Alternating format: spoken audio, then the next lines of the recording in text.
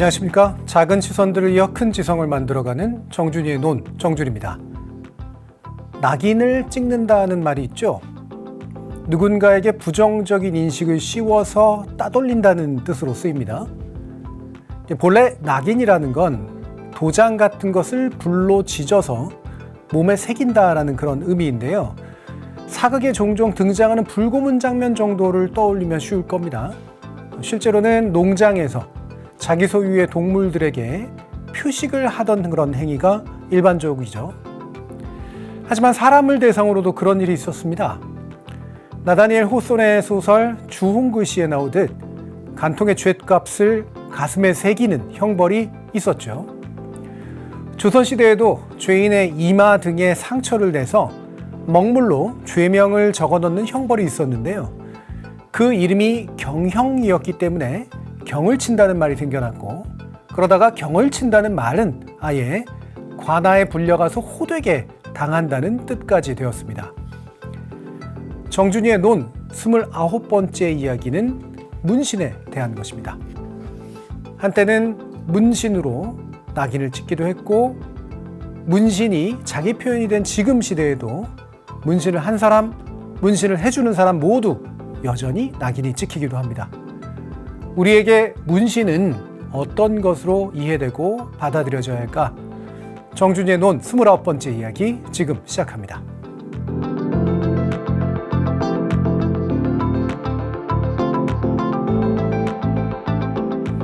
문신이라는 한국어는 그럴 문의 몸신으로 구성된 한자입니다. 주홍글씨라든가 경을 치는 행위처럼 몸에 글자를 적어 넣는 형벌이거나 그냥 일반적으로 몸에 무언가를 새기는 행위를 가리키는 말이죠.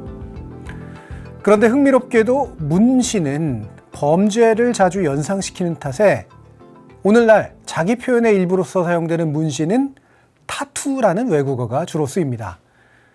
아니할 말로요. 조폭의 몸에 새겨진 것이 문신이라면 멋진 연예인의 팔뚝에 새겨진 것은 타투가 되는 셈이죠. 그런데 문신 혹은 타투를 새겨주는 사람을 가리키는 용어로는 타투이스트라는 외국어가 있어도 그에 합당한 한국어가 없었습니다. 한국어로는 마땅히 문신사라고 해야 하는데 문신이라는 것 자체가 애초에 의사가 아니면 할 수 없는 의료법상의 행위였기 때문에 문신사라는 건 합법적으로는 존재할 수 없고, 만약에 존재한다면 그건 불법이었다는 의미이기도 합니다. 이미 타투이스트가 타투를 새기고 있는 엄연한 현실에도 불구하고 문신을 전문으로 하는 직업인 문신사는 없다는 이 오랜 간극이 얼마 전 문신사법이 제정됨으로써 비로소 해결되게 되었습니다. 하지만 정말 해결되었을까요? 상식적으로 그리 어렵게까지는 보이지 않는 이 해결이 왜 그렇게 오래 걸린 거며, 아직 제대로 된 해결이라고 부르기에는 부족하다는 평가는 또 왜 나오는지, 그리고 타투라는 것에 대한 타부, 즉 사회적 금기는 어떻게 이해되어야 될지 일찌감치 의사로서 타투이스트로 나섰던 조명신 원장과 함께 이야기 나눠보겠습니다. 불법과 합법의 경계 위에서 우리 사회의 금기를 상징해 주었던 사람, 빈센트 의원의 조명신 원장을 논객 여러분 앞에 모십니다.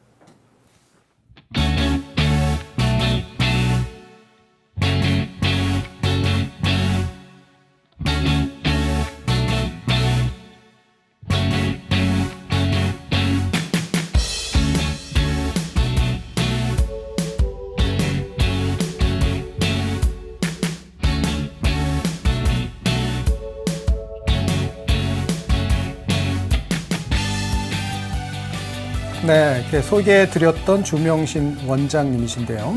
의사 타투이스트라고 하는 호칭을 선호하신다고 네. 들었습니다. 네, 의사 타투이스트는 국내 1호거나 아니면 1인이거나 이런 겁니까? 어떤 상황인가요? 그렇진 않고요. 예. 1호도 아니고 1인도 아닙니다. 1인도 아니고. 왜냐하면 네. 저희 선배 의사분들 중에도 사실 문신에 관심이 있으셔서 예. 실제로 했던 분들이 계시거든요.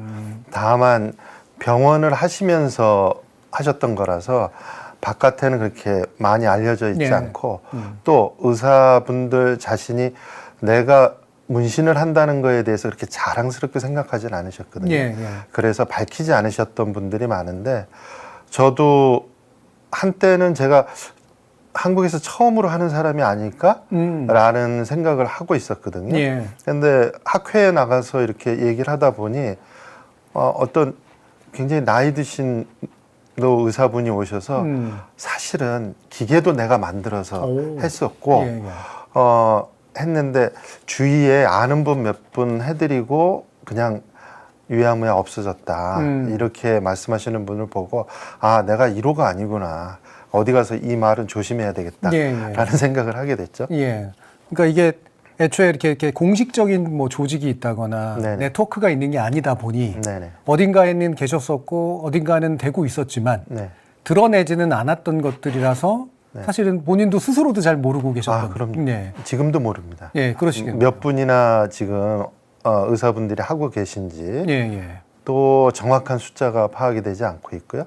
또 서로 교류한다고 하더라도 이게 의사 입장에서는 사실 진료실 내에서 문신을 한다는 게 기존에 있는 그 환자분들한테는 좀 그럴 수 있죠. 생소하니까 그냥 뭐 취미 활동 그 정도로 하시는 분들이 많은 것 같고요. 또 전문적으로 하시는 분들은 국내 10분이 넘지 않을까 예. 이렇게 생각하고 있습니다. 예, 예, 예. 그래서 명확하진 않지만 네. 혼자 계신 거는 좀 아닌 거고. 아닙니다. 예.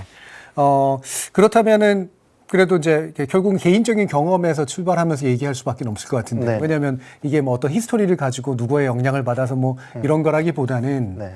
본인의 어떤 개인적인 계기가 있으셔서 네네. 타투라고 하는 어딘가에는 진행되어 왔었지만 사실 의사는 일반적으로 잘 선택하지는 않는 네. 그런 일을 하시게 된 거잖아요. 네. 그 계기는 뭐였습니까? 저는 사실 1988년에 제가 의사가 됐거든요. 예, 예. 그 이후에도 문신은 많이 접했습니다. 근데 이를테면 뭐 착하게 살자, 뭐 아니면 영수가 사랑해, 예, 예. 뭐 이런 물론 영숙이하고는 헤어졌겠죠. 뭐 그런 아픈 사연들이 예. 있는 문신들을 제거하는 쪽에 제가 많이 예. 했었고요. 그 제거하다 보니 문신과 자연스럽게 친해졌고 그런데 제가 1999년에 되기 전까지는 문신은 제거해야 되는 대상이다라고 저는 그렇죠. 생각하고. 의사로서 문신이 네. 제거되는 의뢰를 받는 거니까. 네. 그리고 저한테 의뢰하는 분들이 대부분은 굉장히 제거하고 싶어 했고 또 제가 보기에도 야 이거는 좀 제거를 해드려야 되겠다. 예. 이분을 편하게 하기 위해서는. 그런 상황이었는데 1999년에 장미 문신을 칼라로 해가지고 오신 분이 계셨어요. 근데 그분이 이제 제거를 해달라고 하는데 제가 처음으로 이걸 왜 제거를 하지? 예쁜데. 이거 괜찮은데? 칼라로 된 거를 그 당시에는 보기가 쉽지 않았거든요. 예. 그리고 칼라로 돼 있고 모양도 예쁜데 왜 굳이?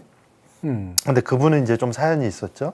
아들이 있는데 이제 아들이 이제 자꾸만 문신이 있으니까 그 문신에 대해서 호기심을 갖고 그 다음에 뭐 심지어는 몸에다가 그리는 경우도 있거든요. 아이들이. 그러니까 나는 했지만 애들한테. 네, 그러니까 목욕탕 갈 때도 아들하고 같이 가는 경우가 많은데 뭐 그거를 계속 물어보고.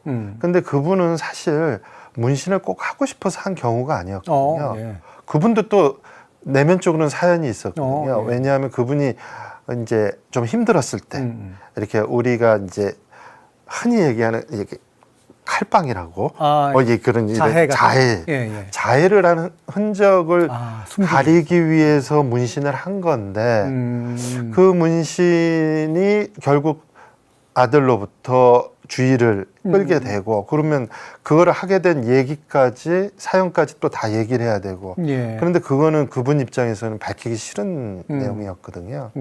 그래서 그런데 어쨌든 저한테는 그 문신이 예뻤고 그래서 이건 나도 좀 배워서 했으면 좋겠다라는 생각을 가졌죠. 그리고 당시만 해도 이제 의료행위로 돼 있어서 문신은 의사만 할 수 있다고 하는데 주변에 한다는 얘기도 못 들었고 또 의과대학 과정에서 문신을 가르친 적도 없고 그래서 그럼 내가 진짜 1호가 되어 봐야 되겠다라고 해서 시작을 하게 됐죠. 예.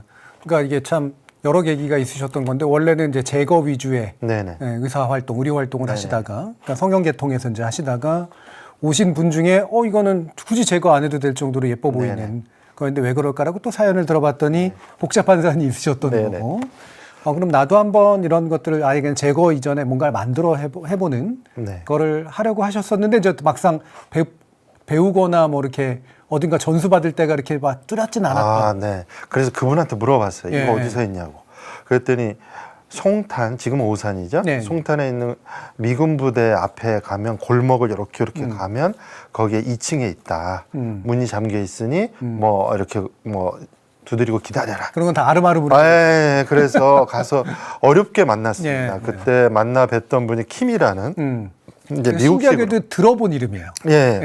왜냐하면 그 미국 사람들이 한국 사람 부를 때 흔히 부르는 말이 킴이거든요. 그래서 킴이라는 분을 처음 뵙고 이제 가르쳐 달라고 했죠. 그랬더니 이제 제가 이제 좀 경찰 뭐 이렇게 끈앞을인 줄 알고 굉장히 처음에 경계를 하셨어요. 그런데 이제 저희 병원에도 이제 모시고 와서 제가 의사고 뭐 이러이러한 것 때문에 하고 싶다라고 하니까 그분이 많은 도움을 주셨죠. 그래서 이제 문신에 입문하게 됐고요. 세계로. 그다음 그 이후에 또 찾아보니 제가 안양에서 개업을 하고 있었는데 안양 지역에 비기라고 하는 또 문신을 하는 뭐 스페인에서 또 공부하고 오신 분이 이제 있어서 또 배우게 됐죠. 이게 그러니까 사실 그분들은 거리감을 느끼시는 직업인 거잖아요. 사실은. 그러니까 물론 그러니까 경쟁하는 직업이라기보다는 원래는 이제 합법적으로 하실 수 있는 직업인데 자신들은 합법적으로 할 수 없는 직업이고. 근데 그분이 와가지고 이제 가르쳐 달라고 이렇게 하면 흔쾌히 가르쳐 주게 됩니까? 다 그 긴가민가? 뭐 좀 의심을 많이 하셨어요. 이 의사가 우리를 놀리나? 그렇죠. 그리고 의심하고 그리고 이 사람이 제대로 배우려고 할까? 그리고 계속 할까? 이런 의구심을 많이 가졌던 것 같아요. 그런데 그건 저도 그랬거든요. 이건 뭐 취미로 이렇게 배워두고 일단은 보험이다라고 생각하고 내가 연로해서 이제 수술도 못하고 이제 쌍꺼풀 할 때도 좀 안 된다 싶으면 그때 이 문신은 그냥 뭐 단순하니까 하겠지라는 저도 가벼운 마음으로 시작을 했는데 이제 시간이 지나면서 이게 깊이가 있고 또 어렵더라고요. 저한테는 되게 어려운 과제 중에 하나였고 또 그림을 그려야 되니까 그런 부분들이 또 매력적으로 저한테 다가왔죠. 그러면 딱 해보시면 어떠셨어요? 처음에는 그러니까 아주 진지하지는 않으셨던 거잖아요. 호기심에 가까운 거였는데 막상 해보니까 이게 기술도 상당히 어려운 기술이고 조심스럽기도 하고 뭔가 예술적인 어떤 뭔가도 좀 있어야 되고 그럴 때 이게 사실은 의사만 하도록 사실 의사가 아닌 사람은 못 하도록 했었던 이유는 이제 피부를 이렇게 절개하듯이 해야 되는 거니까 말 그대로 이제 보건위생적인 그런 관점에서 그렇게 그냥 막아놨던 건데 막상 해보시면 이런 의료적 요소가 훨씬 중요합니까? 아니면 비의료적 요소가 훨씬 더 중요합니까? 제가 보기엔 반반이라고 반반이다. 생각해요. 왜냐하면 아름다운 문신을 해주는 것도 중요하지만 그 대상이 캠퍼스는 아니잖아요. 그렇죠. 사람이죠. 사람의 인체고 그러면 그걸로 인해서 올 수 있는 위험성도 엄연히 존재하죠. 그런 면에서 본다면 비중을 어디를 따질 수는 없고 어디가 높다. 저는 반반이라고 생각하거든요. 그러니까 분명히 의료적 인식을 가지고 그다음에 예술적인 활동을 해야 되는. 근데 이제 한 가지를 분명히 말씀드린다면 제가 이제 25년째 하고 있으니까요. 이게 그러면 의사가 꼭 해야 될 정도의 수준의 위험한 일이냐. 이 부분은 좀 다른 얘기예요. 이거는 제가 보기에는 그렇지는 않다는 게 제가 그동안 경험했던 바로는 이제 내린 결론이거든요. 그러니까 의료적인 기초 지식과 어느 정도의 그 훈련만 있으면 그 토대 위에서 충분히 이제 다른 걸 할 수 있는 거죠. 그렇게 생각할 수 있는 분야다. 그리고 우리 한국 같은 경우는 또 의료 행위라고 하고 있는 행위들이 또 의사가 안 하는 경우도 많잖아요. 그렇죠. 예를 들으면 아니 우리가 동네 병원에 가서 의원에 가서 주사를 맞는다. 그럼 누가 놓죠? 간호사나 간호조무사나. 예, 대개 간호조무사가 놓죠. 예. 그런데 간호조무사가 의료행위를 하는 거잖아요. 네, 그렇죠. 어떻게 보면은 타투나 문신보다도 더 침습적인 네, 그러니까. 어떤 약물인지 찔러 넣는 예. 거니까. 그런 부분들이 엄연히 관례적으로 행해지고 있는데 누구도 이의를 제기하지 않는 사회에서 왜 타투, 문신만 이렇게 엄격하게 예외적으로 이렇게 규제를 할까라는 물음은 제가 하면서 20년 넘는 기간 계속 해왔죠. 예. 그래서 이제 오늘 모신 이유도 네. 이제 바로 그런 원래는 의료인만 가능했었던 것이 최근에 문신사법을 통과하면서 네네.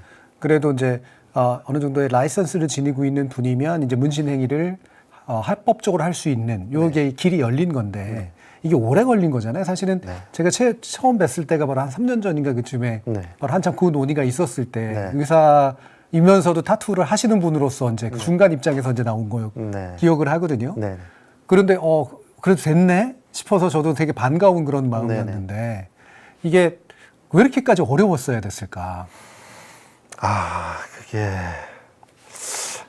여러 가지 이유가 있겠지만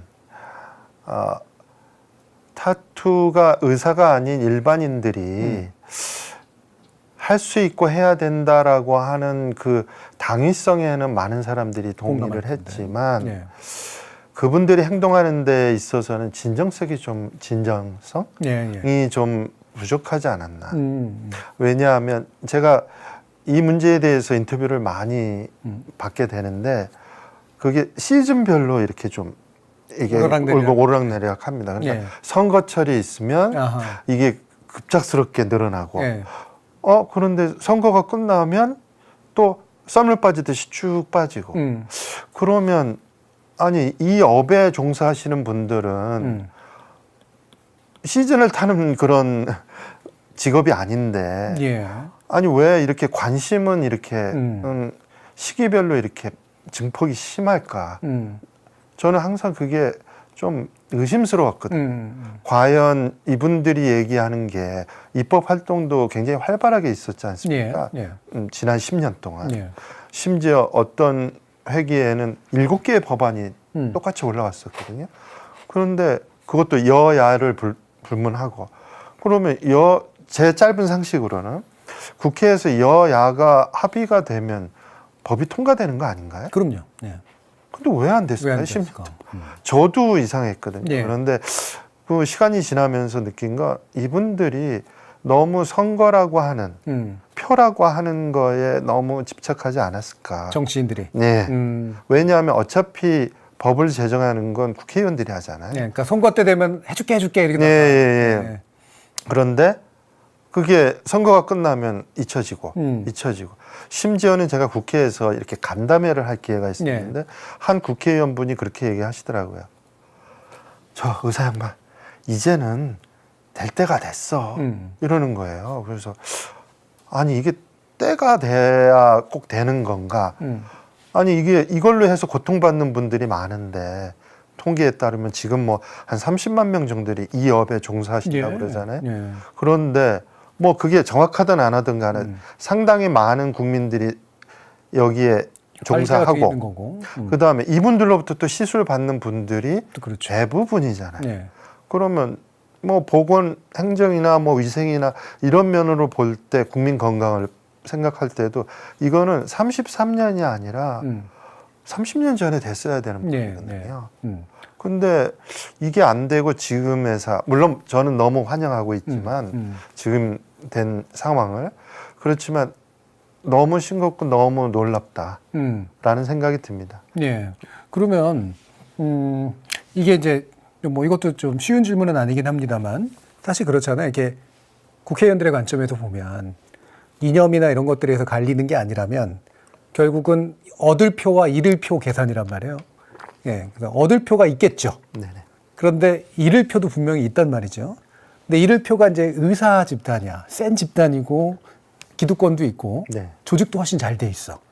그러면 조직이 덜 돼 있는 사실은 뭐 약간은 뭐라 그럴까 이렇게 막 많고 소중해 보이지 않는 표를 위해서 이렇게 크고 센 표를 잃어버리면 어떡하지라는 고민들을 아마 정치인들은 했을 것 같거든요. 그런 것들을 좀 느끼시지 않으셨어요, 현장에서? 아, 많이 느꼈죠. 저는 첫 번째가 그거라고 생각합니다. 물론 이제 그동안에 제정이 되지 않았던 이유 중에 가장 큰 걸로 표면적으로 생각하는 거는 이제 관련 단체, 의사협회나 이런 관련 단체의 반대가 있어서 못했다. 근데 이번에도 반대하거든요. 그리고 앞으로도 반대할 거예요. 그렇죠. 언제나 반대하겠죠. 그걸 몰랐을까요? 저는 이미 알고 있었다고 생각하고 그분들이. 그렇지만 이제는 국민들 사이에도 문신이라고 하는 것이 좀 더 생활 속에 깊숙이 자리하고 있지 않았을까. 특히나 이제 뭐 우리가 흔히 이레즘이나 이렇게 야쿠자 문신이 아니라 우리 생활 속에서 반영구 화장이나 그렇죠. 저도 반영구 화장 한 상태인데 반영구 화장이나 뭐 이런 형태로 생활 속에 많은 그 자리를 차지하고 있기 때문에 이제는 국민들도 뭐 그 정도면은 할 수 있는 거 아니야라고 용인하는 그런 때가 왔지 않나라는 생각입니다. 그러니까 하여튼 시대가 좀 많이 바뀌었고 주변에도 이제는 문신이라고 하는 게 상당히 여러 형태로 일반화가 됐기 때문에 그래도 결국 그 영향을 받은 것 같다라는 말씀이신 건데 사실 얼마 전에 그 우스갯소리도 생각이 납니다. 뭐 예를 들면 홍준표 전 시장이라든가 뭐 예전에 안상수 전 의원이라든가 이런 분들 보면 너무나 명확하게 문신을 하고 나오셨거든요. 정치인들 그렇게 유력 정치인들이 스스로가 비합법적인 시술을 받았던 거 아니에요. 그러면 이건 너무나 당연히 그 모순은 해결했어야 될 주체가 돼야 되는 분들이 아니었나. 그게 사실은 그런 면에서는 좀 우리가 유쾌하게 얘기할 수도 있지만 사실은 합법화되지 않아서 고통을 받는 분들의 그 정도는 수도 많지만 사실은 그 정도도 심했거든요. 이 일로 해서 자살하신 분도 저는 봤고, 그리고 이 일로 해서 예술을 하시다가 그 길을 접으신 분도 많이 봤고, 또 외국으로 이민 가신 분도 봤고, 그러니까 제 주변은 저는 아무래도 25년 동안 이 일을 해왔기 때문에 제가 의사들만 만나는 게 아니라 이 업에 종사하시는 같은 동료죠. 동료 타투이스트 문신사들을 볼 때 이분들이 겪는 고통이 이렇게 유쾌하게 넘길 수 있는 것들이 아니다. 그래서 그 33년이라는 기간이 사실은 저는 합법적으로 한다고 하더라도 이게 너무나 제 주변에서 느끼는 그 피부로 느끼는 게 너무 심해서 너무 고통스러워서 33년이라는 기간이 너무 좀 길었다라고 생각하고 있습니다. 그러면 그 고통이라고 하는 거를 이제 또 지켜보셨으니까 느끼시는 거지만 잘 모르시는 분들을 위해서 이제 좀 더 구체적으로 한번 보면 그러니까 이게 예를 들면 사회적인 어떤 안 좋은 시선 때문일 수도 있고 문화적인 그다음에 또 다른 거는 언제든 잡혀갈 수 있다는 공포도 있을 수 있고 실제로 그런 식으로 잡혀갔거나 아니면 뭔가 이제 상당한 처벌의 위험에 처하게 됐기 때문에 생긴 문제도 있었을 거 아니에요. 그런 것들이 되게 복합적이었을 것 같긴 합니다만 어떻든가요? 그런 고통의 구체적인 형태. 사실 제가 제일 충격적으로 들었던 거는 사실 문신사라고 하는 분들은 자기 프라이드가 있잖아요. 그렇겠죠. 왜냐하면 예술 세계 우리가 반반이라고 하더라도 예술 포진이 크니까. 그런데 이런 얘기를 들었어요. 시술을 시작할 때는 돈을 흔쾌히 현찰을 딱 주는 거예요. 그 다음에 시술을 다 받고 신고할 거니까 돈 내놓으라고. 아이고. 그러면 어떻게 보면 약점을 잡힌 사람이 시술을 했잖아요. 시술하기 전에 그런 얘기를 했다면 저희는 안 할게요 라고 하지만 시술을 해서 자기가 약점을 잡힌 상태에서 그 약점을 가지고 이제 협박하는 거죠. 그렇게 그리고 사람들이 있네요. 그리고 더 결정적인 건 저도 이제 심장이 멎는 것 같은 순간인데 이 얘기는 그 돈을 이제 반환을 받을 거 아닙니까? 이제 환불을 받아서 그래서 뺏기는 거나 마찬가지인데 그리고 그 중에 몇 개를 씌워서 탁 던지면서 수고했어. 이 광경이 그려지시잖아요. 그러면 이거는 사실 예술가로서 느끼는 그 모멸감, 좌절, 모멸감뿐만 아니라 인간적인 모멸감이잖아요.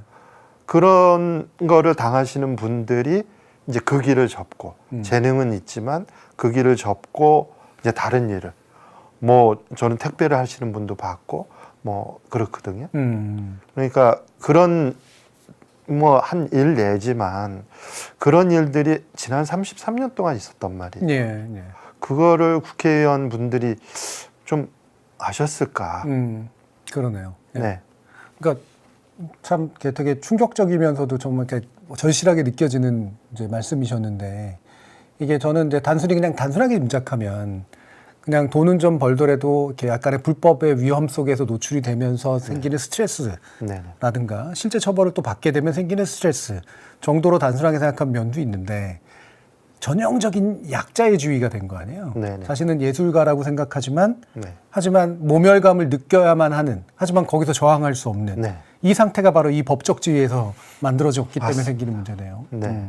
맞습니다. 그리고 뭐 여성 타투이스트 문신사들 같은 경우는 뭐 이렇게 좀 그거 이상의 또 문제도 또 있을 그렇겠죠. 수 있고 남자 위협도 하고 막 그럴 테겠죠. 예. 예. 그래서 현장에서 느끼는 이 급박함이라고 하는 건 일반인이나 아니면 국회에 계신 분들이 생각하는 것과는 차원이 다르다. 예. 그래서 요번에 이제 제정이 된 후에 샴페인을 막 터뜨리고 뭐 그러시더라고요. 그래서 저도 이 업에 오래 있었던 사람으로 그게 같이 축하해드리고 싶더라고요. 예.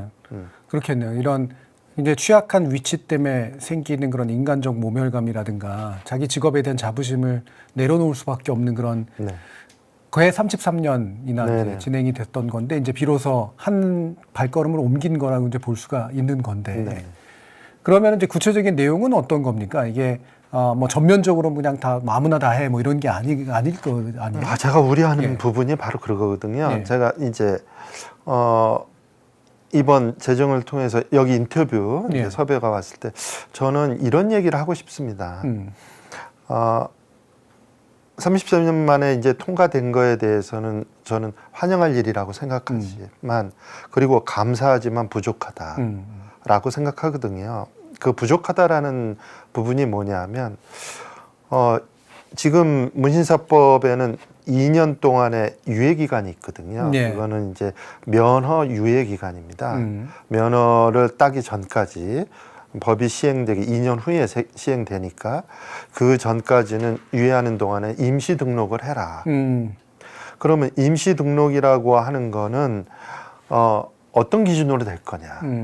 지금 임시 등록에 대한 얘기들이 이제 현장에서 많거든요. 예. 이제 문신을 그동안에 해왔다는 거를 증명할 수 있는 자료. 그런데 지금까지 불법이었잖아요. 예. 그런데 불법인 분들이 자료를 남겼을까요? 예. 근데 어쨌든 하고 있었고, 그다음에 그 자료라고 하는 것을 갖다가 드리면 과연 그게 받아들여질지 많이들 우려하시거든요. 예. 그러면 뭐 협회나 뭐 이런 데 가입됐던 분들만 할 거냐? 그러면 또 협회를 들어야 되잖아요. 예. 그럼 독립적으로 예술가 입장에서 하시던 분들은 또 생각지 않았던 조직에 또 가담을 해야 되는 거고, 예. 원치 않는데도 이런 임시 등록에 관련된 규정이나 이런 시행령, 시행 규칙이 속히 나와야 된다고 생각하거든요. 예. 그런데 지금까지는 아직 아무 소식이 없습니다. 그런데 뭐 혹자는 그렇게 얘기합니다. 아니 33년이나 기다렸는데 그 2년을 못 기다리냐고 예. 라고 하지만 아까 말씀드린 대로 기다리는 사람은 33년에 이제 2년을 더 기다려야 되는 거거든요. 예. 예. 그럼 그 2년을 유예한다라는 게 여러 가지로 사실 해석될 수가 있어서요. 네네. 하나는 어쨌든 이거는 이제 합법화의 길을 간 거니 네네. 2년의 유예 기간 후에는 이렇게 등록되고 면허를 가지고 있지 않으면 그때부터는 제대로 단속을 한다, 이런 의미도 될 수가 있고, 네. 또는 그 전까지 그런 2년 동안은 그러면 굳이 단속은 안 하겠다, 네네. 이런 의미도 될 수가 있는 거잖아요. 아니, 그렇게 해석들을 많이들 하시거든요. 예. 그러면 누구나 할 수 있다는 거 아닌가요? 그러니까 또 그렇게 되죠. 그러면 이 법의 취지가 국민 건강과 행복을 위해서 추진된 건데, 예. 그럼 그 2년 동안에는 무방비 상태로 아무나 할 수 있는 임시 등록에 뭐 가서 뭐 시군구가 됐든 보건소가 됐든 어디든지 등록만 하면 누구든지 할 수 있는 예. 이런 상태가 된다면 그러면 혼동 그 자체가 되지 않을까. 예. 저는 굉장히 두렵거든요.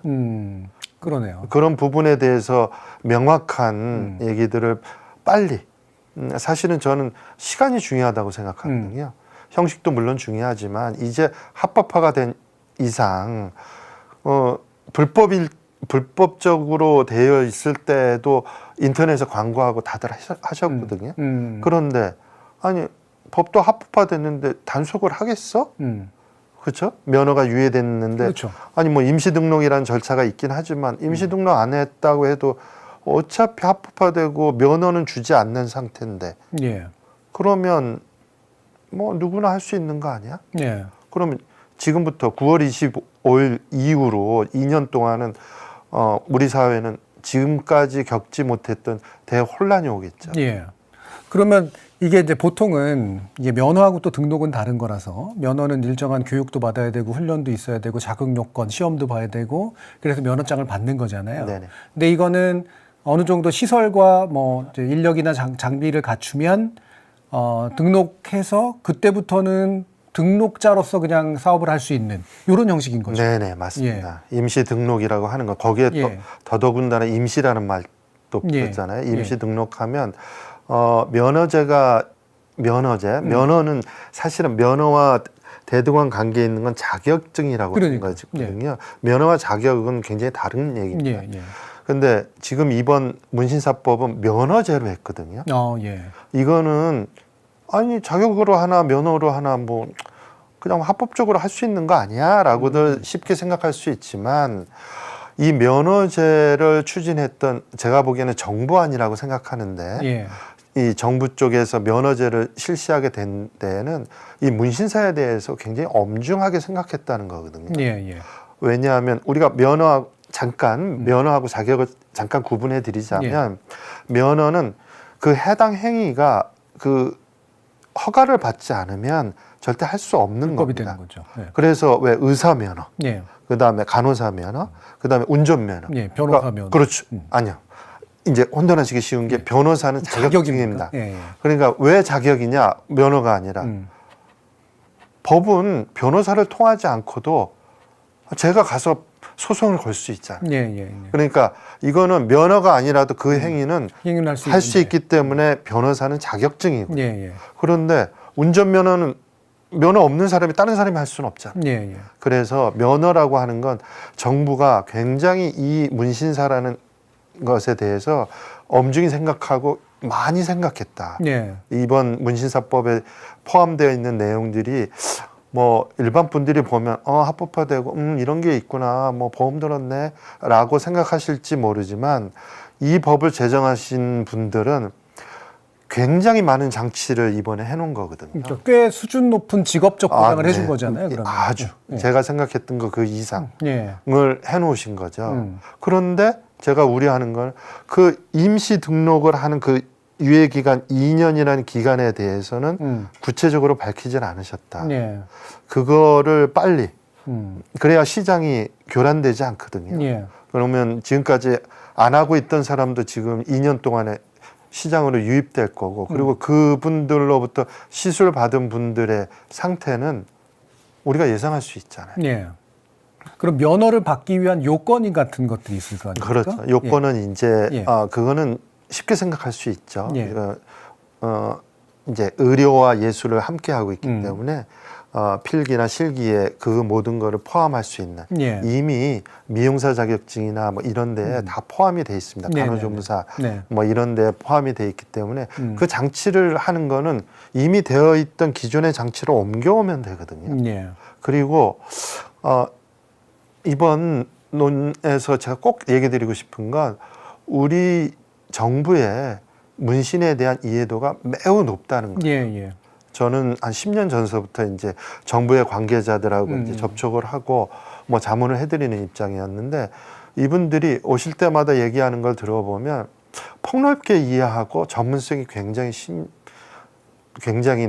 깊다라는 걸 제가 느꼈거든요. 그러니까 문신이라는 직업 영역을 잘 보호하고 엄격하게 어떤 요건들을 갖출 수 있도록 만들어주고 하는 것들은 꽤 높은 수준으로 됐다는 거죠. 굉장히 높습니다. 일반인들이 생각할 심지어는 타투 하시는, 문신 하시는 분들이 생각하는 것보다 훨씬 높은 단계의 거를 생각하고 계세요.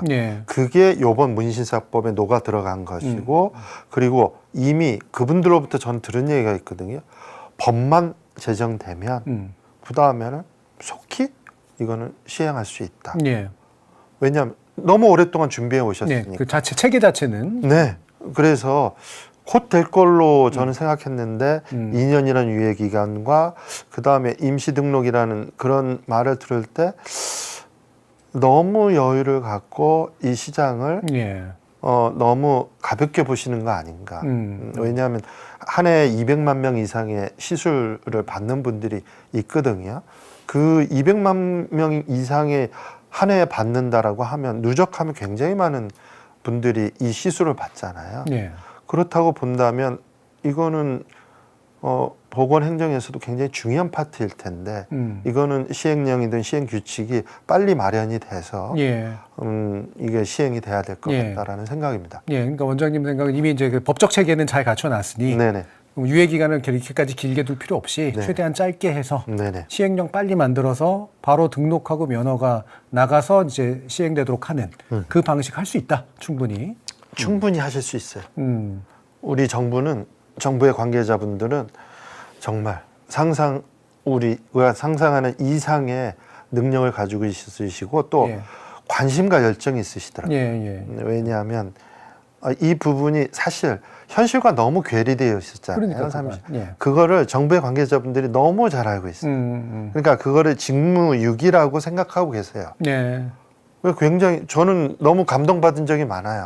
오셔서 이제 저희 작은 병원인데 작은 병원에까지 오셔서 높으신 분들이 그렇게 뭐 좀 이건 어떻게 되는 겁니까? 마취제 쓰는 법이라든지 마취제를 꼭 써야 됩니까? 라든지 뭐 그다음에 보험에 관련된 얘기, 이번에 책임보험도 들어가 있죠.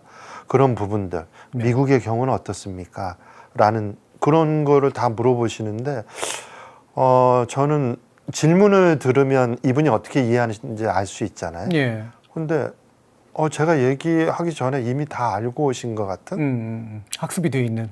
그리고 한 번 더 확인하기 위해서 저한테 물어보는 그 정도의 분들이더라 라는 게 제 인상이었습니다. 그럼 말씀 나온 것처럼 이제 이번에 그거잖아요. 일단 이게 참 되게 어려운 일이었을 텐데 된 게 좀 신기하던데, 그러니까 마취약을 쓸 수 있게 해주는 거.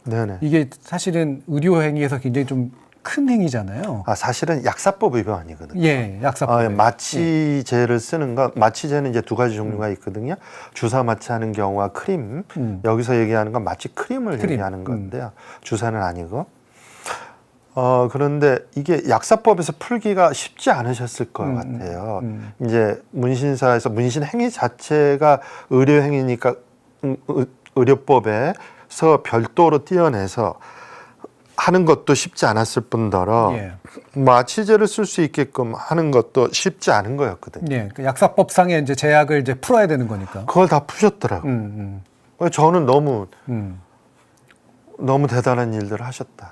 그리고 책임보험은 그건 미국에서 이제 미국 제도를 따가지고 오신 거거든요. 반드시 보험에 들도록 하고 거기서 문제가 생길 경우 보험에서 이제 보상해 줄 수 있도록. 보통 이제 예를 들면 미국에서는 시술자 한 명당 200만 불을 커버할 수 있는 보험에 가입해야 돼요. 2019년 당시에는 100만 불이었는데 요즘 찾아보니까 또 200만 불로 올렸더라고요. 그러니까 시술자가 뭐 5명이면 5명이 각각 그 보험을 들어야 됩니다. 그 책임보험을 요번에 문신사법에 넣으셔서 여기까지 보시고 계시죠. 혹여라도 이제 의료적인 문제가 생기면, 건강적인 문제가 생기면 그 보상이 뭐 미국 기준으로 만약에 친다면 한 20억 정도 이상은 보상이 가능하게. 그렇습니다. 그 정도면 뭐 상당한 보상이 되는 거네요. 커버할 수가 있겠죠. 그렇겠네요. 근데 이제 제가 그거는 들었는데, 이제 원래 하시던 이제 문신 제거, 이거는 문신을 넣는 건 가능하나 제거하는 거는 문신사는 아직 할 수 없는 거로 여전히 돼 있는 거죠. 그거는 의사협회를 좀 의사들을 의식한 게 아닌가 싶습니다. 아무래도 피부 절개나 이런 게 있을 거예요. 그리고 뭐 레이저를 쏴야 되는 부분도 있고 절개도 있고, 사실은 요즘 제거하는 거를 용액을 가지고도 제거하거든요. 아, 예. 그러니까 이게 아주 오래전으로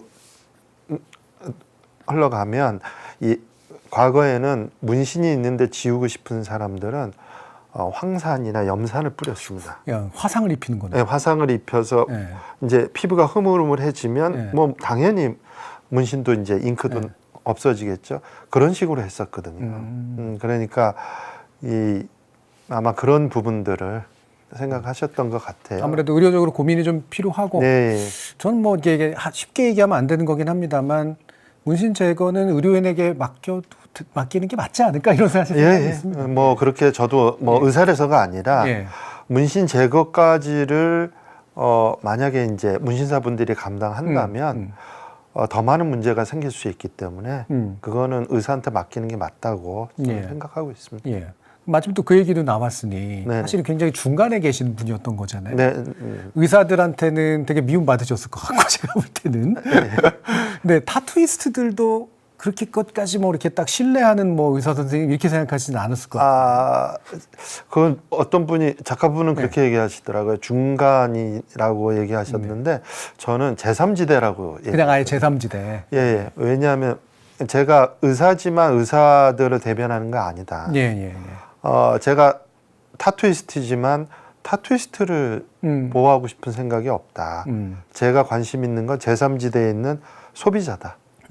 국민들 입장에서 이거는 이렇게 하면 이렇게 불법적인 환경에서 시술되는 것들이 과연 제대로 될까?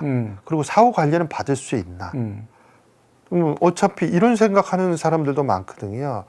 일회용 뭐 주사기를 쓴다, 뭐 아니면 니들을 쓴다, 바늘을 쓴다, 안 쓴다의 문제가 나올 때, 아니 내가 불법인데, 어차피 불법인데, 아니 뭘 또 하나의 불법을 한다고 해서 뭐 크게 이건 직업윤리가 무너지는 거거든요. 근데 저는 그게 제일 무서웠습니다.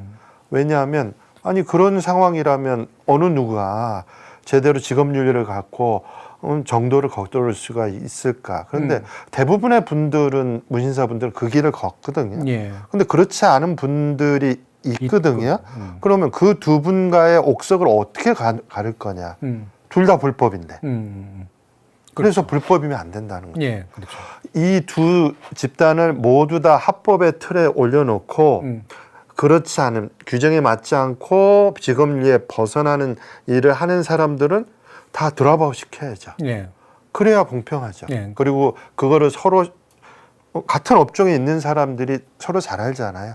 저 사람은 안 되겠는데 신고해라. 이 공익신고에 관한 것도 이번에 문신사법에 들어있거든요.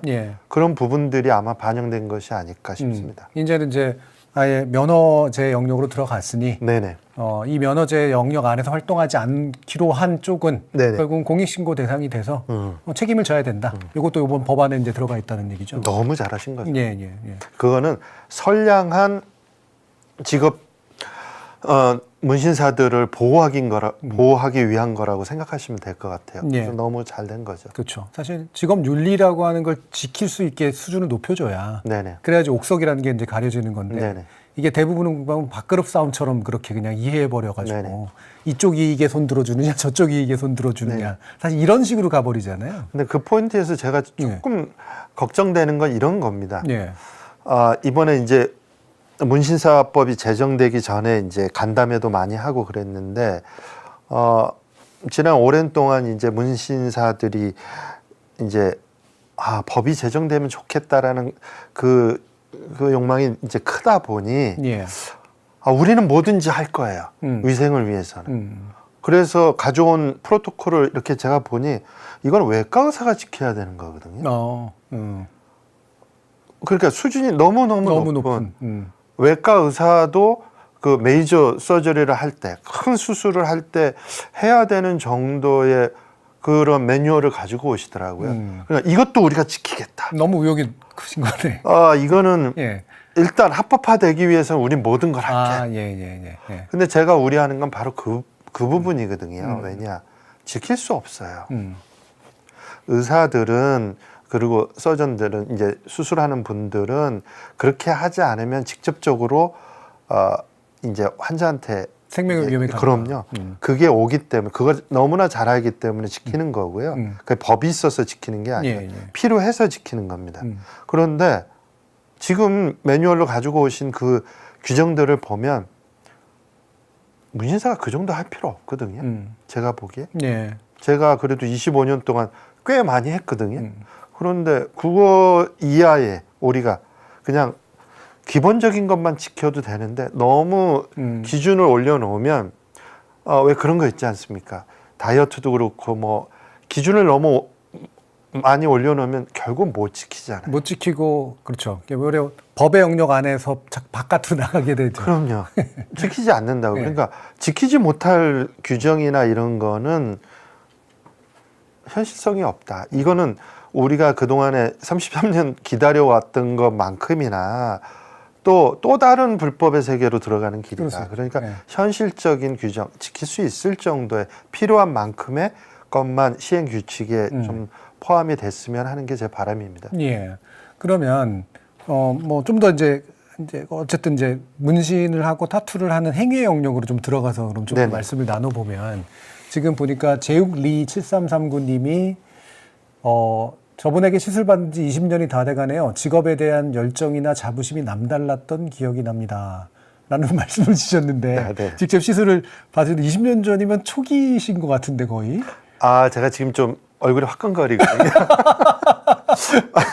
초기 아직 실력 안 좋으셨을 것 같은데. 그때는 이제 저기 호랑이를 그려달라면 이제 고양이가 나오던 시절이에요. 그래서 20년 전이면 열정은 그때가 좋았지만 그 우리가 퀄리티라고 그러잖아요. 이제 결과물은 별로 이렇게 제가 자랑스러울 정도는 아닌데 혹시 이 방송을 계속 보고 계시니 오세요. 저 서울에서 아직도 하고 있거든요. 오시면 제가 무료로 그냥 제가 할 수 있는 만큼 제가 뭐 좀 보완을 좀 해드릴 수 있으면 해드릴 것 같아요. 근데 이거는 소방관인 거죠, 그러니까. 네네네. 이런 그림이나 사진을 가지고 이제 실제 타투 시술을 한 결과물이에요. 네네네. 이분은 사연이 있으세요. 이분은 소방관이신데 화재 현장에 들어가셨다가 이제 피해를 입으신 거예요. 상처가 있으신 거예요. 해가지고 지금 저기 안에는 상처가 있으세요. 하얗게. 그런데 그래서 이제 뭐 용감한 뭐 소방관 뭐 이렇게 해서 상도 받으시고 그랬는데 그래서 주변에서는 야, 너 이 상처 저기 훈장으로 생각해라고 주변에서 얘기를 많이 들으셨대요. 근데 저분은 스스로는 그렇게 생각하셨대요. 이거는 상처일 뿐이야 나한테.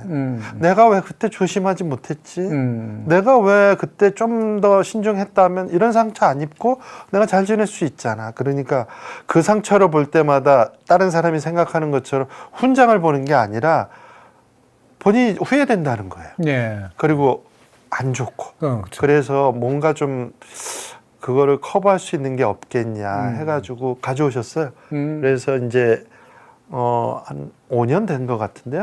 해가지고 이대로 해서 해드렸죠. 이거는 호랑이가 고양이가 되는 수준은 아닌 것 같은데. 이때 조금 좀 나아졌죠.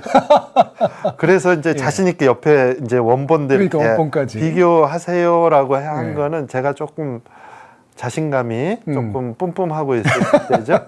그런데 어쨌든 지금 보면 또 좀 부족한 점이 많네요. 더 잘해드릴 수 있을 것 같아요. 이런 건 이제 보시면 이제 왜 본인이 요구를 하시는 경우도 있을 테고, 또는 실제로 이제 보시기에 원래 뭐 성형도 이제 그렇게 하실 테니까 이렇게 이 이른바 틀에 맞춰서 가장 적합한 솔루션을 만들어서 뭔가 적용을 하실 거 아니에요. 미적으로도 그렇고 기능적으로도 그렇고. 그러면 이렇게 조율을 하면서 이렇게 하시는 편이에요? 네, 그게 가장 중요합니다. 저는 시술보다도 여기 나오는 이분이 이제 처음에 이분이 여러 군데 상처가 있으셨어요. 상처가 있으셨는데 이렇게 상처 있는 부분에 커버하고 싶다고 하시는데 여기에 좀 잘 맞는 게 없을까? 꼭 이 상처를 꼭 다 가려야만 했을까? 도안 중에 조금 이거 상처를 또 이용할 수도 있거든요. 이용할 수만 있다면 좋겠다. 다음 사진 보시면 아마 이게 이제 조금 이제 도안을 이제 스텐실이라고 해서 이렇게 맞춰 보는 거죠. 예. 제가 그냥 프리핸드로 하지 않고 그냥 도안을 이렇게 파나 밑그림 하듯이 그렇게 하는 그렇죠. 거죠. 지금. 밑그림을 해놓고 여기에 뭐가 들어가야 되겠다. 다음 사진이 혹시 있으시면? 그래서 완성된 이미지가 있나요 혹시? 예. 예. 제가 드린 것 같은데. 이렇게 이제 보면은 이제 딱 틀을 잡으시고 요거를 잘 가리면서도 완전히 덮는 게 아니에요. 이 방식을 쓰시는 거죠? 2단계에서 이제 상담을 또 해드려요. 왜냐하면 일단 시작해서 끝이 나면은 돌이키기 어렵거든요. 물론 제거할 수는 그렇겠죠. 있지만 좀 오랜 기간이 걸리고 그러니까 이런 상태로 스텐실을 만들어 놓고 본인들한테 사진 찍어서 다 보여주거든요. 여기에 이만큼의 이렇게 될 거고 이거는 이렇게 가려질 겁니다. 그리고 이게 더 커질 수도 있고 작아질 수도 있으니까 이런 식으로 이제 상담을 하는 거죠. 그러니까 시술하는 시간만큼이나 상담하는 시간이 그렇겠네요. 아까 이제 질문하신 거에 답을 드리자면 그 시간을 전 중요하게 생각하거든요. 왜? 한 번 하면 아주 오랫동안 아니면 영구적으로 가지고 있어야 되니까 그렇게 하죠. 그래서 어떤 분들은 이런 얘기를 해요. 뭐 제가 이거 해야 될지 안 해야 될지 고민이 많아요. 이런 분들도 계시거든요. 그럼 저는 단호하게 얘기하거든요. 하지 마라. 나 이거 오랫동안 생각했고 이거 꼭 하고 싶어요.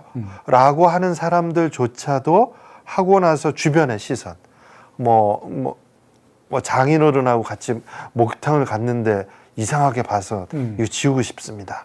라든지 뭐 아버님이 돌아가시면서 유언으로 야, 그 문신은 지워라 라고 하셨다든지 뭐 이런 사연들이 많으니까 굳이 뭐 할까 말까 하는 분들은 하지 마라.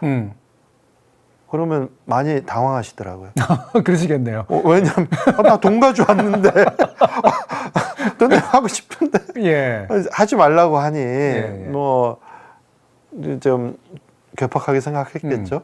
그럼 말씀 나온 김에 이분들도 이제 기억나는 분들 중에 한 분들이시겠지만 직접 타투 시술을 해주신 분 중에 좀 유난히 좀 기억에 남는 분이 또 계신가요? 이런 분도 있지만 사실은 아버지와 아들이 오셨어요. 근데 아들은 20대고 아버님은 이제 60대이신 분인데 아버님이 이제 못마땅한 표정과 그 의심스러운 표정을 동시에 가진 표정으로 오셨어요. 저희 이제 병원에. 그러더니 오셔서 하는 행동이 두리번 이렇게 하는 거예요. 뭘 찾는 듯한. 아마도 이제 이 사람이 의사 맞는지. 왜냐하면 아들이 얘기를 했대요. 저 병원에서 문신하게 됐어요. 나도 할래요. 뭐 하니까 야, 어떤 이상한 의사가 문신을 해주냐? 만약에 그런 의사가 있으면 내가 너 허락한다. 그래서 따라오신 거예요. 근데 제가 의사가 맞잖아요.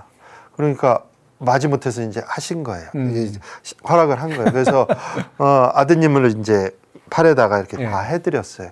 그 끝나갈 때쯤 돼서 아버님이 저 상담 좀 하겠다. 그래서 사실 나도 제 나이 또래에 문신을 그렇게 하고 싶었다. 그런데 내가 살다 보니 이거 문신 뭐 하는 게 좀 그래서 못했는데 나도 좀 하나 했으면 좋겠다. 근데 이분은 더 한 거예요. 등 한 판을 해달라는 거예요.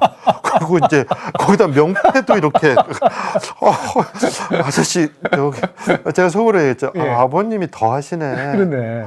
해가지고 그걸 해드렸어요. 뭐 한 2달 정도 걸렸던 것 같은데.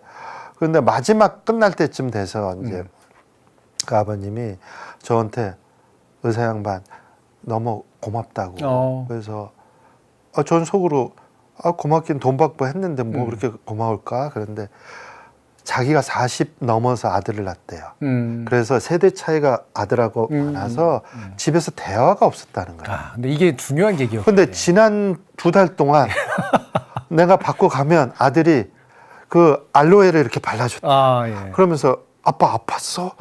뭐 어땠어? 이 부분은 뭐 괜찮다.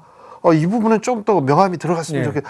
그렇게 서로 얘기하면서 2달을 보냈다는 거예요. 그런데 그게 고맙다는 거예요.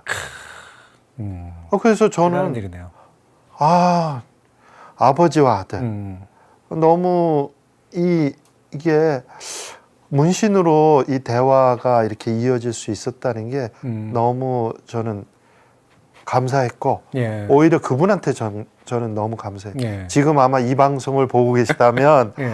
저는 이제 좀 리터치 하실 때가 됐고 꽤 오래전에 하셔서 예. 아드님하고 같이 오셔서 예. 한번 받으셨으면 좋겠다는 예. 생각이 들어요. 엄청난 반전 스토리네요. 그러니까 네네. 흔히 말하는 이제 부모님하고 자식 사이에 있을 수 있는 갈등의 요소였던 네네. 줄 알았는데 네네. 이게 덕분에 이게 완전히 바뀌어서 두 분의 대화가 가능해지는. 그러니까 누구나 잠재되어 있는 예. 욕망이 있는 것 같아요. 그럴 수 있죠. 예. 그게 자기를 표현하려고 할 때 사회적인 제약이 있지 않습니까? 그러니까 그 제약에 갇혀서 내가 하고 싶은 걸 못하는 때가 있거든요. 그런 때가 저도 물론 있지만 이 문신을 해주면서 많이 느꼈거든요. 그래서 어떤 분들이 저한테 질문하기에 최고로 이 나이 드신 분은 몇 세까지 해보셨어요? 이러더라고요. 그래서 제가 83세요. 아, 83세인데 문신을 해요? 야. 아, 눈썹 문신 말고요. 그래서 네, 무릎에 제가 문신을 했어요. 그것도 꽃을 남자분한테 83세 됐는데. 아, 저도 놀랬죠. 83세가 됐는데 오셔서 여기다가 문신 좀 해달라는 거예요. 그것도 꽃으로. 아, 진작에 하시든지. 근데 왜 지금 꼭 하셔야 될까? 그런데 죽기 전에 하고 싶다고. 그것도 아주 멀리서 오셨는데, 멀리서 오신 분인데, 그걸 죽기 전에 꼭 내가 이 문신을 몸에다가 지녀야 될 사연까지는 제가 모르지만, 그 필요성이 그분에게 있다면, 그럼 도대체 이분은 몇 년을 기다리셨던 걸까? 그러네요. 예. 그리고 그 먼 곳에서 예. 이걸 하려고 오셨던 그 사연을 들으면, 저는 야, 내가 쌍꺼풀을 하면서 느꼈던 그런 것과 다 차원이 다른 예. 한 명 한 명이 갖고 있는 그 소중한 사연들 그게 저한테도 그냥 이전되는 것 같거든요. 예. 제가 이제 60이 조금 넘었는데 그런데 제가 60이 아니라 뭐 200살은 산 것 같거든요. 그분들의 사연이 제 안에 녹아들어서 나도 그분들하고 같이 그 삶을 살아가는 것 같다라는 생각을 할 때가 많습니다. 예. 아, 참 감동적인 이야기인데, 그러니까 되게 그냥 저는 단지 예술을 그냥 하시는 그런 예술혼이 선생님 안에 이제 계시면서 이게 나왔다라고만 생각을 했는데, 그래서 왜 그 성형 시술을 하시는 거에 비해서 여기서 재미를 또 느끼시고 뭐 만족감도 느끼시겠거니 했는데요. 그것만이 아니라 그분들의 삶과 함께 뭔가가 새로운 차원이 열린 네네. 그런 느낌 쪽에 더 가깝네요. 그래서 제가 여기 매력을 느낍니다. 예.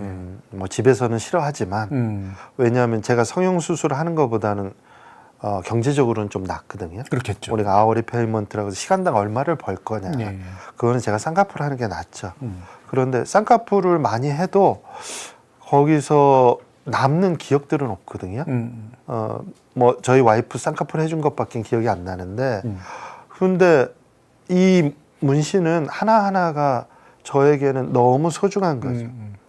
소중하고 그걸 제가 해드린 분들이 이분이든 저분이든 계시면서 그걸 통해서 기쁨을 얻고 또 그게 또 사연이 돼서 많은 사람들하고 공유할 수 있다면 참 좋다. 내가 이걸 하기를 잘했구나. 처음엔 취미로 시작했지만 취미가 직업이 되고 그 직업이 천직이 됐나 보다 라는 생각을 하고 있습니다. 지금 이제 소방관 완성된 게 여기에는 안 떴지만 화면에는 지금 아마 나가고 있는 것 같습니다. 아, 그래요? 예. 다행이네요. 되게 네. 멋지게. 예. 예. 예, 상처도 일부 이용해서 그러네요. 했습니다. 해가지고. 예. 상당히 훌륭하다는 느낌입니다. 저도 종종 이렇게 그 상처가 있거나 이렇게 뭔가 사연이 있으신 분들을 문신으로 이렇게 이걸 업그레이드라고 표현하긴 그런데 이분의 몸에 새로운 어떤 차원을 만들어낸 느낌을 받은 이미지들을 종종 보거든요. 네네. 근데 그걸 보면 진짜 깊은 감동이 네. 느껴지는 면이 분명히 있어요. 네. 방금도 이제 그런 느낌이 아주 강하게 밀려옵니다. 하나 하시죠. 아, 저도 한번 고민해봐야 돼요. 뭐 사모님 이렇게 이니셜 이렇게 써드리면 예. 아마 감동 이상의 예. 노후가 편안하지 않으실까. 그럼 제가 이제 듣기로는 이게 참 우리 조 선생님은 그러니까 흔히 말하는 의사라는 직업군에게 보통 생각되는 것이 아닌 선택을 사실 해오신 부분들이 있어서 네네. 성격상으로 워낙 독특하신 분인가? 근데 그런 생각도 했는데 사실 예전에 뵀을 때도 그런 느낌은 아니었었거든요. 네네. 근데 이번에 이제 왜 제가 작가님한테 들어봤더니 남극에서 군 생활도 하셨다는 얘기를 들었는데. 네. 그 전에는 이제 탄광에서도 했죠. 어이구요. 예. 뭔가 이렇게 되게 도전적인 스타일이신가요? 인생은 한 번밖에 없는데 다양한 거를 접하고 싶다라는 욕구가 남들보다 좀 강한 것 같아요. 그리고 과거에 대한 미련이 좀 희석돼 있고. 예. 그러니까 사람들이 보통 과거에 내가 뭘 했으면 그거에 집착하는 경향이 있잖아요. 특히나 성공하신 분들은. 예. 근데 저는 그게 좀 약한 것 같아요. 아. 그래서 언제든지 버릴 준비가 돼 있고 언제든지 잃었을 준비가 돼 있거든요. 예. 또 새로운 것이 있다면, 그리고 그게 가치가 있다면. 근데 이제 제가 아쉽게도 이제 60이 넘었잖아요. 그러니까 지금까지 해왔던 경험들을, 새로운 경험보다는 지금까지 해왔던 경험들을 좀 서로 이렇게 인터커넥션이 되게끔 좀 이렇게 서로들 좀 결합될 수 있게. 네. 우리가 그런 걸 뭐 요즘은 철학적으로 통합이라고 그러더라고요. 네, 뭐 그런 통섭, 네. 뭐 이런 통섭과 같은 그런 거를 할 나이가 되지 않았나. 예. 그거를 고민하고 있습니다, 사실. 예. 저는 성령, 원래 쌍꺼풀 시술보다 이게 이제 가지는 훨씬 더 큰 만족감이 있다는 말씀을 들으면서, 그러니까 성령에게 대한 우리의 오해도 있지만, 문신에 대한 오해도 사실은 굉장히 많고요. 근데 통섭이라는 표현을 쓰신 건, 이 오해들을 다 뛰어넘어서, 네. 이게 한 인간에게 네. 얼마나 많은 새로운 자신을 만들어줄 수 있는가. 네. 그리고 상처를 어떻게 더 효과적으로 치유해야 될 수 있는가. 네. 이런 면에 굉장한 차원이 있지 않을까. 네. 그러려고 노력하고 있습니다. 왜냐하면 제가 의사로서 뭐 성형수술을 그렇게 많이 해도 뭐 상처 제거술도 많이 하고 그런데도 한계를 느끼거든요. 안 되는 게 있습니다. 그러니까 이게 이 방법으로는 안 되는 거죠. 그러면 다른 방법으로 하면 쉽게 해결될 수가 있죠. 그래서 누가 그런 얘기를 하더라고요. 당신이 이 길을 가지만 당신이 겪고 있는 많은 장애들이나 고난은 다른 각도에서 보는 사람에게 너무나 쉬운 일일 수도 있다. 예, 예. 그러면 그 사람에게 도움을 청한다면 그 고난이 쉽게 넘어갈 수 있는데 그거를 혼자 끙끙거리면서 고민에 빠져서 또 인생을 굉장히 힘들게 사는 거는 현명하지 않지 않을까. 그래서 저는 뭐 그렇게까지 뭐 철학적이나 인생이나 뭐 그런 쪽으로까지는 확대하기 어렵지만 최소한 내가 가지고 있는 기술의 세계, 제가 가지고 있는 기술의 세계, 뭐 성형수술을 하는 기술이라든지 문신을 할 수 있는 기술이라든지 이런 것들을 잘 조화를 한다면 또 새로운 분야, 이를테면 메디컬 타투나 예, 뭐 이런 거, 그렇죠. 뭐 아까도 이제 예. 했지만 이제 살색으로 하는 메디컬 타투들이 있거든요. 그런 부분도 이제 확장할 수 있겠다. 예. 그래서 이제 예를 들으면 제가 요즘 이제 뭐 좀 주안점을 두는 거는 손톱 없는 분들이 많아요. 손톱 없다는 게 이제 보통 손톱이 빠져서 없을 수도 있지만 우리가 공사 현장, 산업 현장에서 이제 절단이 될 수 있잖아요. 예, 절단이 되면 이게 하나가 없거든요. 그렇네요. 그럼 마디가. 짧죠. 예. 근데 손톱까지 없으면 더 짧아 보이거든요. 그렇겠네요. 그거를 이제 손톱을 예쁘게 그려 넣어서 이제 그 손톱이 있으면 그래도 짧은 게 좀 덜 보이게 진하게 하는 거를 요즘은 이제 그거를 좀 열심히 공부하고 있죠. 예. 그래서 제 몸에도 그걸 했거든요. 그렇습니까? 네. 근데 몸에 직접 원래는 타투는 안 하신다고 들었는데. 예, 안 하지만 필요하면 뭐 필요한 것만큼은 예. 하죠. 그러니까 제 몸에 뭐 그림을 확 그리고 그러진 않지만 서화 문신을 하는 건 아니지만 필요하다면 한번 보실래요?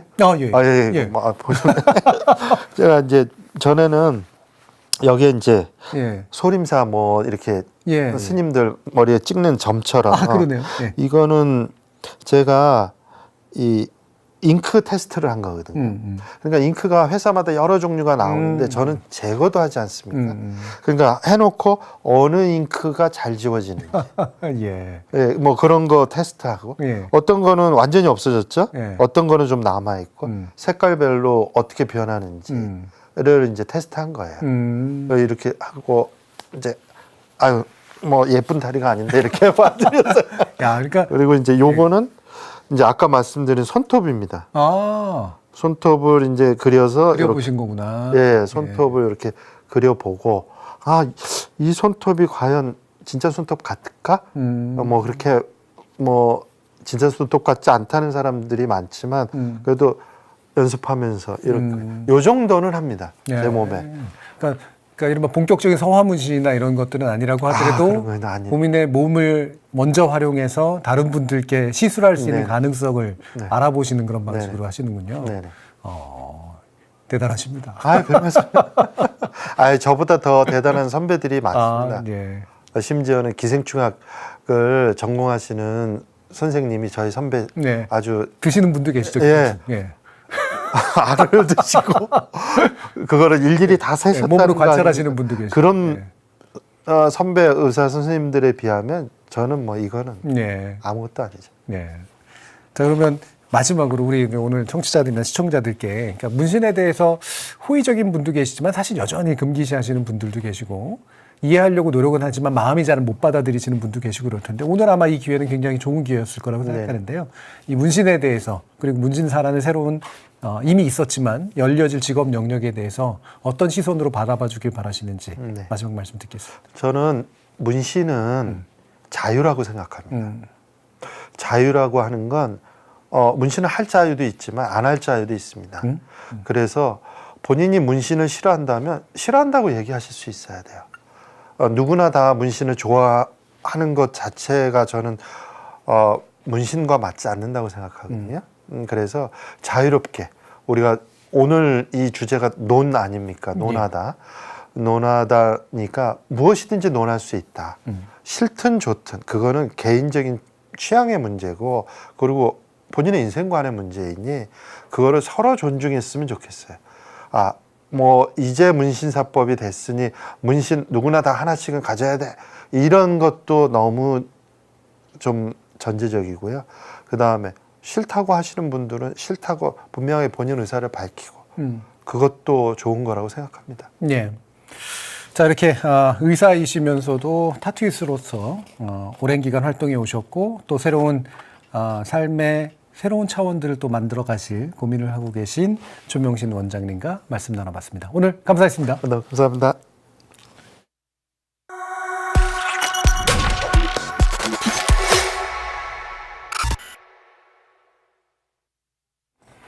네, 우리 신체발부 수지부모라고 하는 오랜 조선시대 금기가 있었죠. 이제 그랬던 조선시대에도 연인이나 의형제 사이에서 유행했던 풍습인 연비라는 게 있었다고 합니다.